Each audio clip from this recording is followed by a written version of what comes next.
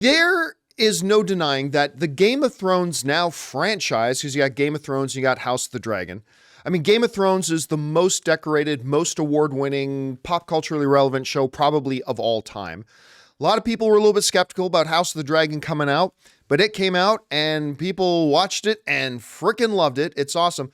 Well, now they're talking about telling the story of Aegon the First, who came over from Valyria and conquered Westeros, and they're calling it Aegon's Conquest.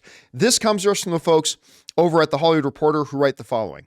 They said this: HBO's partnering with Mattson Tomlin, who did work on Matt Reeves' The Batman and is co-writing his upcoming sequel, The Batman Part 2. He also wrote the Keanu Reeves action comic adaptation Berserker and an animated Terminator series, which he is also showrunning for Netflix.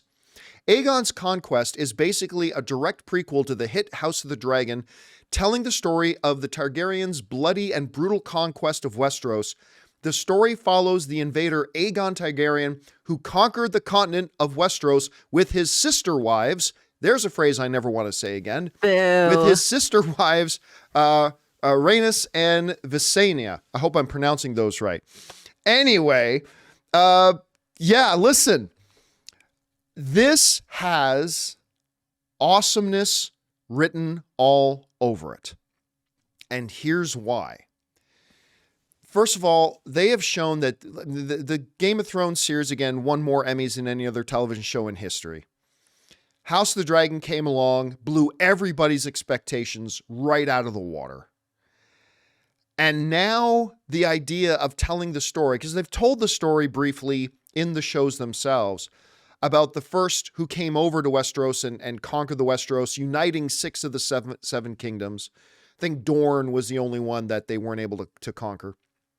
And that whole story, I think the whole idea of bloody war conquest would be very tantalizing to a lot of audience members. I think there'd be a lot of people who'd be really down to seeing this and just to see this continue. Guys, we want to take a second to thank a sponsor of this video, Mint Mobile. On average, it takes about 30 days for a person to break their New Year's resolution. So if saving money was on your 2024 list, your odds aren't looking that great. Luckily, I have a 100% guaranteed way to save you money this year. Just switch to Mint Mobile. For a limited time, wireless plans from Mint Mobile are $15 a month when you purchase a 3-month plan. That's unlimited talk, text, and data for $15 a month. I've told you guys many times that after switching to Mint Mobile, I am spending less than a third on my cell bill than I used to with a major carrier. Say goodbye to your overpriced wireless plans, jaw-dropping monthly bills, and unexpected overages. All Mint plans come with unlimited talk and text plus high-speed data delivered on the nation's largest 5G network. And don't worry about having to change phones or numbers. Use your own phone with any Mint Mobile plan and bring your phone number along with all your existing contacts. So guys, to get this new customer offer and your new 3-month unlimited wireless plan for just $15 a month, go to mintmobile.com/Campea.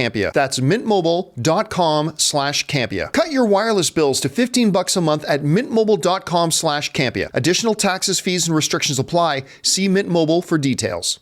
Now, Chris, we've seen and heard about multiple Game of Thrones spinoffs. Of course, there was one that they even put like $30 million into and produced a pilot, and with Naomi Watts. Who was awesome, and then they killed that. They said it wasn't good enough, so they killed it. But we keep hearing words about more and more. But this one, to me, sounds particularly intriguing, even with sister wives. What do you think about the sound of this? Do you think this is something we're doing? Are they overstretching the Game of Thrones thing? Is there plenty of room for more? How do you see it? I mean, it's Game of Thrones meets Big Love. So what's more perfect for HBO? I think it makes sense. Anything that is Game of Thrones adjacent makes sense to try to mine out of, because it has been a pretty big cash cow for HBO. And House of the Dragon, not only was it, a popular series breaking, viewing records and things at the time, it was also critically well received. It wasn't just, oh yeah, it's fantasy and sex and dragons. It was Succession with dragons. It was an incredibly compelling show that I think they took some of the great things from Game of Thrones and learned from those and came to us with a really fantastic package series. So to continue exploring that makes sense to me. Now, to go further back in the past to look at Aegon, I personally don't know how invested I am in that because I am not a prequels girly. That being said, House of the Dragon has been incredibly interesting to me. And they've done things that have surprised me and kept me interested because it was so far removed from Game of Thrones and everything that we see happen with the Targaryens. I need more of that to be really invested in this. And I say this too as somebody who hasn't read the books. For those of you in the comments who are watching this later who've read the books, please tell me how exciting this is or how riveting this can be because, you know, obviously historical fiction, historical drama, you can still have some really compelling stories there. And I understand that this is kind of that lens. As a Tolkien person, you know, so much of those stories are based in the history of the lore. Right? So you can do something really cool and compelling here. The challenge, I think, is going to be making it so these characters you get incredibly invested in, even if you do know what their fate is. I need to be really compelled.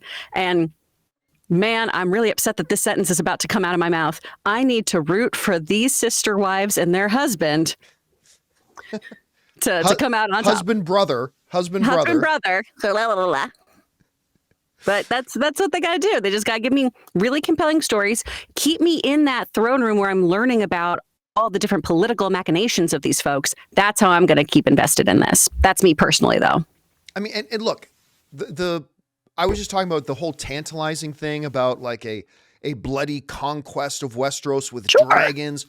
But you're absolutely right. One of the things they have to do, though, is that intrigue, that interpersonal dynamic, the backstabbing politics, all that kind of stuff that we see in Game of Thrones and House of the Dragon, that's got to be at the core, layered with a heavy dose of dragon violence and brother-sister love, I suppose.